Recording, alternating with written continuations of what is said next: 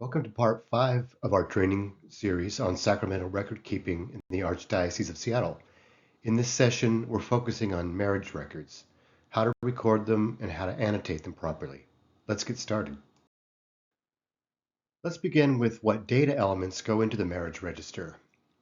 First, the full names of both the bride and the groom, using the woman's baptismal name, the full names of the witnesses and the officiant, the date and place of the marriage, the date and place of baptism for each spouse, if your register includes spaces for that information, and also any required annotations, which we'll cover a bit later.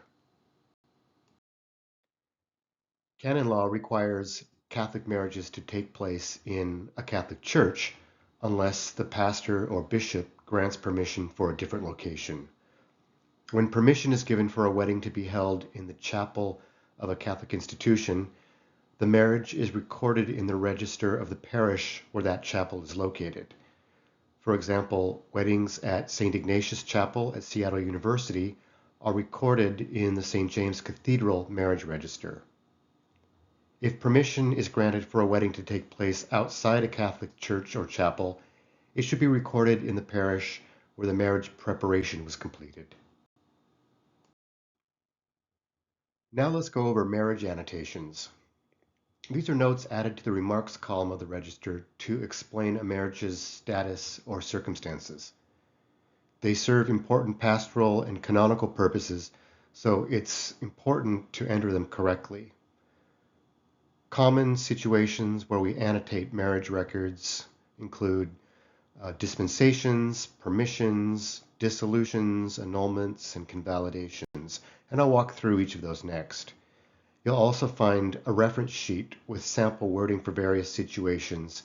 You can use the link in the description area of this video or scan the QR code on screen. For complex cases, check with your marriage advocate or the chancellor's office. A dispensation is official permission from church leadership to set aside a specific rule in a particular situation. For marriage, a common example is when a Catholic marries someone who isn't baptized. Normally, this wouldn't be allowed without a dispensation. If one is granted, it needs to be noted in the marriage register. The note should include the type of dispensation, like disparity of cult, who granted it, and this could be a bishop, vicar general, pastor, or parochial vicar, the date it was granted, and if there's a protocol number, include that too. Next, we'll take a look at how to record permissions. In church law, a permission is different from a dispensation because it doesn't remove an obstacle. Instead, it gives official approval for a marriage that's already allowed under certain circumstances. For example, when a Catholic marries a baptized non-Catholic, that's called a mixed marriage, and permission is required. In the register, note what permission was granted, who granted it, and the date it was given. This keeps the record clear and complete. Up next, we'll look at how to record convalidations. A convalidation happens when a marriage that wasn't valid under church law is later celebrated properly in the Catholic Church. This usually happens when a couple was originally married in a civil ceremony and now wants to have their marriage recognized by the church. It's not just a blessing of the civil marriage, it's a new Catholic wedding that makes the marriage canonically valid.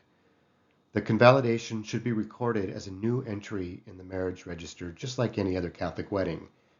Then in the notes, include the date and place of the original marriage, for example, a civil courthouse or non-Catholic church.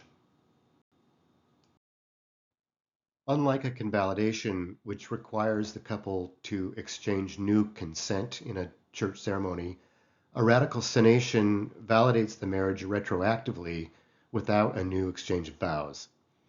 In the Archdiocese of Seattle, radical sanations are granted by the tribunal judges. They're used when a couple can't or shouldn't have a new wedding ceremony, but still wants their marriage recognized by the church. On screen, you'll see an example of how to notate a radical sanation in the register. It should include the date the sanation was granted, the authority who granted it, and the details of the original ceremony. Thanks for watching this session on marriage registers. In the next video, we'll cover how to record deaths and funerals. If you're new to sacramental records, we recommend watching each of these videos in order. If you're experienced, just feel free to jump to the ones that you need. And as always, if you have any questions, feel free to contact the archives team. Our email is included in the video description. Thank you.